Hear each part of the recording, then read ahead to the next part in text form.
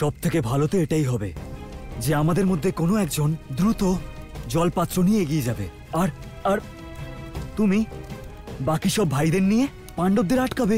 বাহ, অতি উত্তম। এবার আমি শান্তিতে ঘুমোতে পারবো। এমনিতে আমরা তো 100 কৌরব, জয় তো আমাদেরই হবে।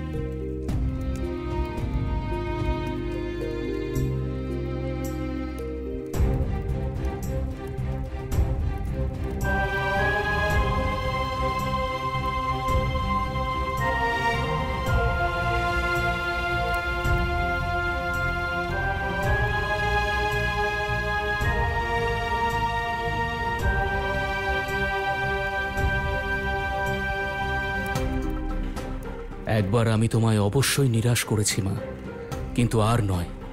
এবার তোমার আশীর্বাদে আমি অসম্ভবকে সম্ভব করে দেব। তোমার কাছে আমি প্রতিজ্ঞা করছি মা, ভগবান পরশুরামের কাছে শিক্ষা গ্রহণ করে তবেই আমি ফিরব।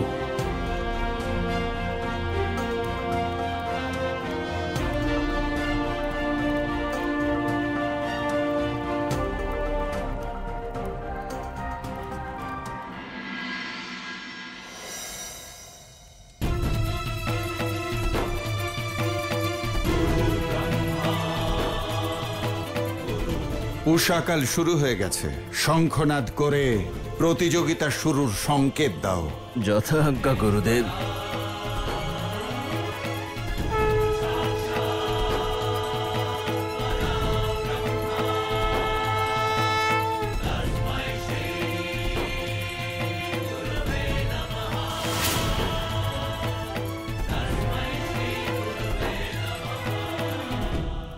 দাদা, ওঠো দাদা।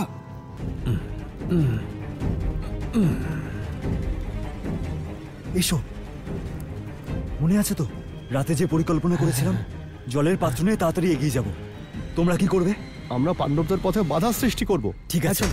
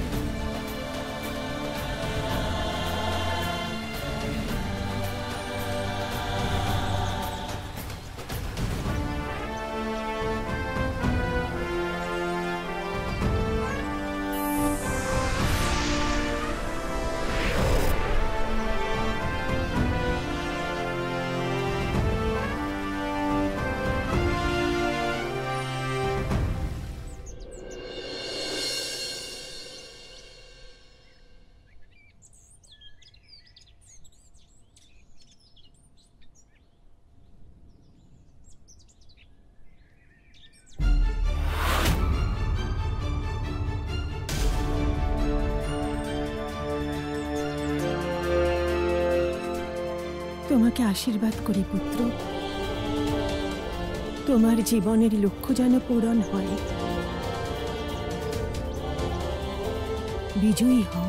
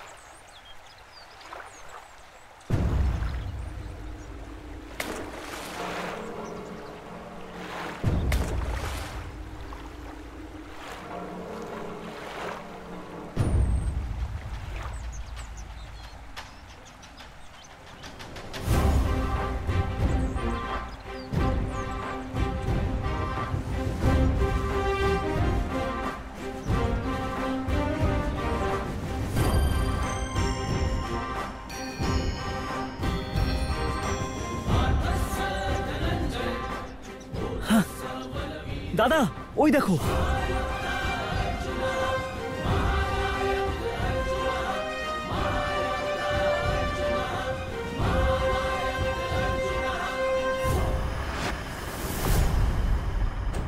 ভাই, বৃথা চেষ্টা করছো, জয় তো কৌরবদেরই হবে।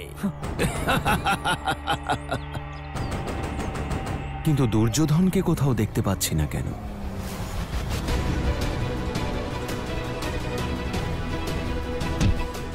এই নকুল, ভীম কোথায়? অবশ্যই অন্য কোথাও আছে দাদা, চলো যাই।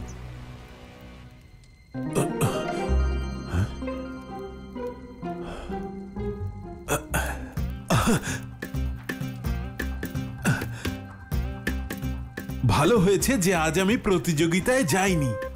আজ আমি সবার ভাগের লাড্ডু আর ফল একাই ভোজন করব।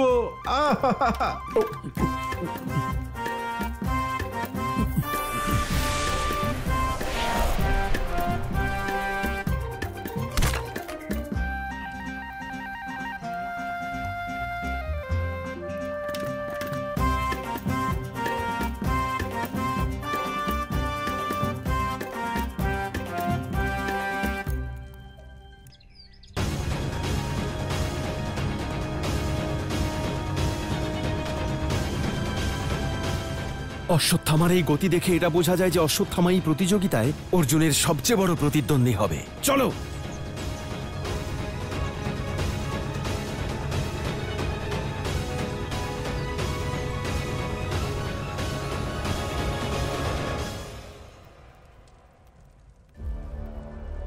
দাদা, আপনার বুদ্ধির ওপর কেউ যদি প্রশ্ন তোলে সে তো মহামূর্খ।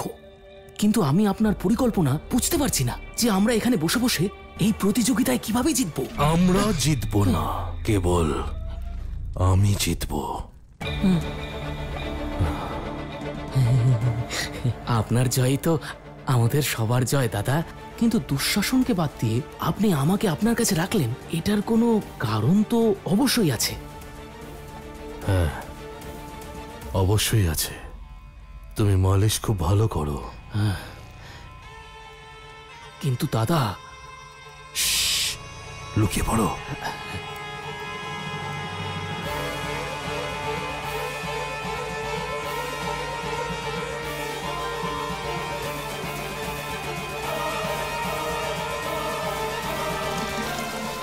দাদা, এর গতি তো দেখুন।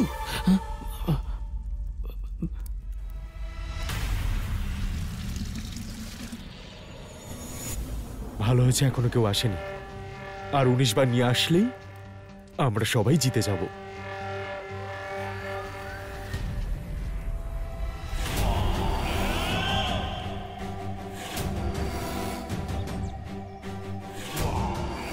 যত পারো প্রচেষ্টা করো অর্জুন, কিন্তু সব দিব্যাস্ত্র তো দুর্যোধনই জিতবে।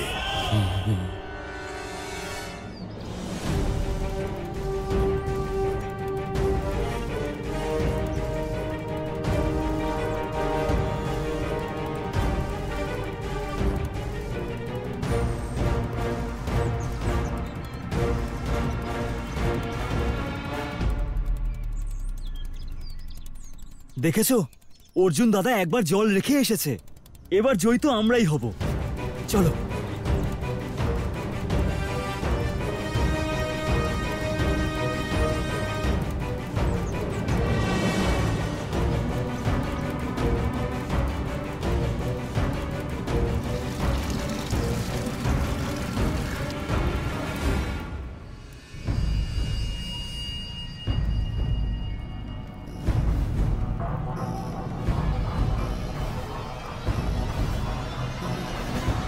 দাঁড়াও, দাঁড়াও।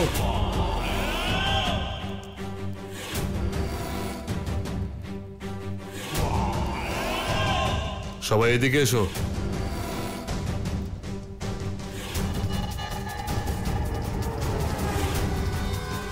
দাদা, তুমি এখানে? ওটা আমার ঘোড়া। তোমরা সবাই গিয়ে শীঘ্র তোমাদের জল ওতে ভরে দাও। হ্যাঁ দাদা। শোনো, ওটা হলো অশ্বত্থামার ঘোড়া। বাকি জল ওতে ভরে দেবে। ওই অশ্বত্থামা? দাদা, আমরা এই অশ্বত্থামার ঘোড়াতে কেন জল ভরবো? এই প্রশ্ন করে তুমি প্রমাণ করে দিলে যে তুমিও আমার অন্য ভাইদের মতন মূর্খ। বলো আমাকে, আমাদের মধ্যে এমন কেউ আছে যে ধনুর্বিদ্যায় অর্জুনকে পরাজিত করতে পারবে? না দাদা। অশ্বত্থামা সেটাই পারবে। আর ও অর্জুনকে ততটাই ঘৃণা করে যতটা করি আমি। এত তাড়াতাড়ি আমার বলা কথা ভুলে গেলে? শত্রুর শত্রু হলো আমাদের মিত্র। মনে পড়েছে দাদা। তাই তো তুমি শকুনি মামার সবচেয়ে প্রিয় ভাগ্নে। তাহলে এখানে দাঁড়িয়ে দাঁড়িয়ে আমার মুখ দেখছো কেন? যাও, ঘোড়া ভরো। হ্যাঁ হ্যাঁ দাদা, চলো।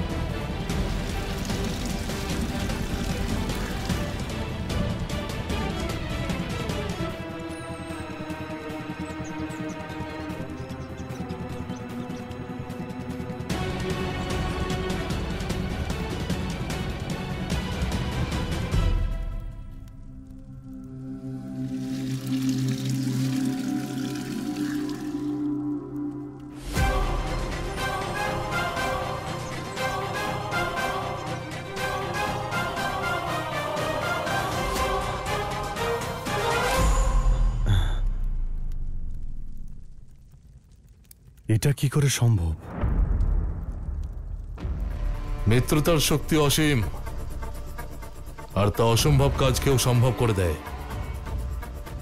সেই জন্য এখন এই দিব্যাস্ত্র আমাদের হবে। তাহলে এটা তোমার কাজ দুর্যোধন, কিন্তু এ তো ছলনা, আর আমি কোনো ছলনার ভাগিদার হতে চাই না। কিন্তু এটা কি ভাগ্যের ছলনা নয় যে তোমার মতন পুত্র থাকতেও গুরুদেব তার শিষ্য অর্জুনকে বেশি ভালোবাসেন? আর এমনি তো এই ছলনা তুমি করনি, তাহলে তুমি কি করে ওর অংশ হলে মিত্র? চলো গুরুদেবের কাছে গিয়ে নিজের অধিকার প্রমাণ করো। কিন্তু এই জয়ের অর্থ কি, যা ছলনার দ্বারা অর্জন করা হয়েছে? ঠিক আছে মিত্র, যদি তুমি এই বিজয় স্বীকার করতে না চাও, তাহলে আমি অর্জুনকে হারিয়ে কি করব? কিন্তু অর্জুন আরো একবার তোমাকে পরাজিত করবে। দাঁড়াও,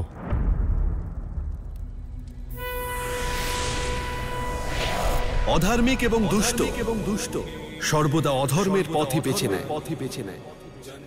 তাদের জীবনের লক্ষ্য নিজের উদ্দেশ্য পূরণ করা এবং অন্যদের উদ্দেশ্য ভঙ্গ করা। দুর্যোধনও এমনটাই করছে। তার অধর্মের যাত্রার সূচনা হয় গুরুকুল থেকে, আর শেষ হবে কুরুক্ষেত্রে। নিজের অহংকার পূরণের জন্য দুর্যোধন অশ্বত্থামাকে বেছে নেয়, কিন্তু সে এটা জানতোই না যে তার অধর্মের এই যাত্রায় তাকে সঙ্গ দেবে একজন ধর্মপরায়ণ মহাবলী যোদ্ধা।